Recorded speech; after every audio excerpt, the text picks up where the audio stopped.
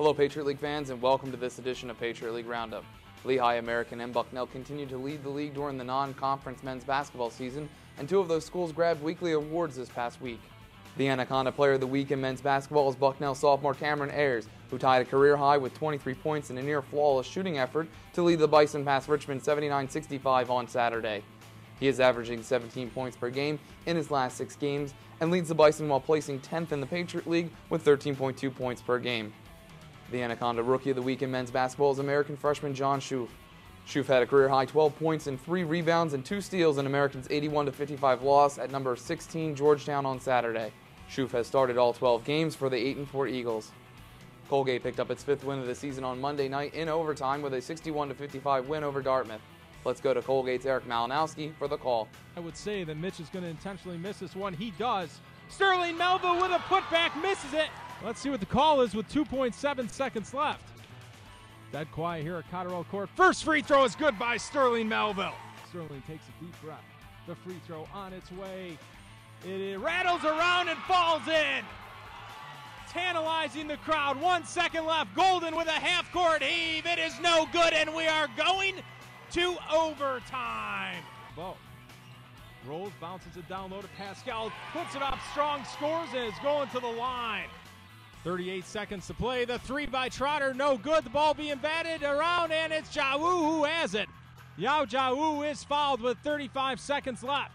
Dartmouth thought they had the win in the bag. Sterling Melville said, we're going to extend this game into the extra session and take this one away. Colgate improves to 5-5 on the season. Dartmouth falls to 3-8. So it's always good to get a win. They play a different brand of basketball than we were accustomed to playing with our last number of games, and it wasn't pretty in any aspect for us. We didn't shoot the ball well, but we found a way. You know, even to Sterling's ball hanging on the rim there to put us into overtime, it fell the right way for us. And then in overtime, our guys gutted it out and kind of secured the win down the stretch.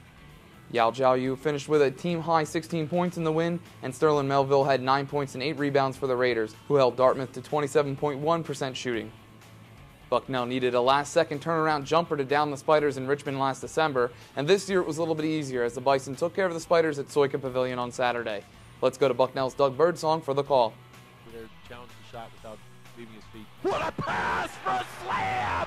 Casper to Muscala. No turnover there. Up top, Willman getting up to a posted-up Muscala for an easy hook shot against a switching Johnson deep left corner. Great bounce pass to Muscala. Back across front, dunk by Fitzpatrick. Pass to Muscala, quick double team. Kick it out for a 3 by Johnson. Bingo! Switched on, picked up on the left wing by Williams. Fitzpatrick feeds it underneath to Muscala. He'll slam it in! His second slam tonight. What a feed by Bryant. He'll go with the pass to Fitzpatrick. Out for a Bryson Johnson straight ahead 3. Bingo! Bryson has his second 3 of the second half. There's a pass to Muscala for a turnaround jump shot. Got it! What a tough shot. Biggest lead since it was 5. Actually a 6-point lead. Here's an air steal for Bucknell. Cameron has his 13-point timeout. Richmond. Muscala double team. Kick it out to Ayers right side. He'll penetrate in and the ball knocked loose to his hands. Give it out for a Johnson motion 3. Bingo! The final score here at Soika Pavilion in Lewisburg, Pennsylvania. It was the Bucknell Bison 79, the Richmond Spiders 65. Cameron Ayers led the way with 23 points, and Mike Muscala had 22 points and 12 rebounds. Bryson Johnson chipped in with 18 points. Looking at the men's standings, Lehigh is out in front at 9-3, and American and Bucknell are right behind them. Patriot League teams will take on some of the top programs in the country heading into the holiday break, and the games will be available to wide audiences. A pair of contests will be on ESPNU this week as Bucknell visits number 1 Syracuse on Tuesday and Lehigh heads to number 19 Michigan State on Thursday. The Lafayette and Vanderbilt game will be shown on Fox Sports South on Wednesday. Each of the games will be also available on ESPN3.